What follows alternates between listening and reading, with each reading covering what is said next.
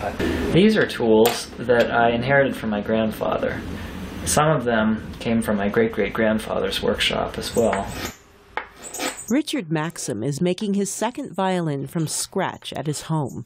He says violins are inseparable from him. And I was always fascinated by my grandfather's work on violins. That when I visit his shop, it always seemed like something that I wanted to do, but as I got older, it became something that I felt I had to do. His great-great-grandfather started making violins in the 1800s in Pennsylvania. The next two generations carried on the tradition. But Richard said his father, a violinist and a music critic, was not interested in being a craftsman, although he taught his son how to play one. I think that keeping the tradition alive that my family has started is really an essential thing to me. After graduating from college last year, Maxham made his first violin in his hometown of Lynchburg, Virginia, with the help of a mentor. I spent about 7 months working on making the violin, and then I spent about 2 months varnishing it. He brought the instrument to the Potter Violin Company near Washington, D.C., and landed a job repairing violins. When he masters that, he'll move on to making them. Dalton Potter is the company's president. Richard knows that he can make violins and he can do as good a job as his predecessors, and all he has to do is keep doing it every day, getting better and getting better and getting better.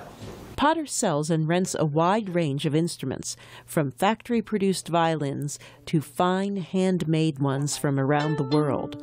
Prices range from a few $100s to $60,000. The company has 6 violin makers called luthiers, including Potter himself. The high-end violins were servicing people who are professionals that play in orchestras like the National Symphony, the Washington Opera House Orchestra, the Kennedy Center. Serious music students are also interested in the high-end violins. Marissa Murphy founded Washington Suzuki Strings, which offers violin lessons. She bought her violin from Potter. A talented student, a committed student, can sound good on anything.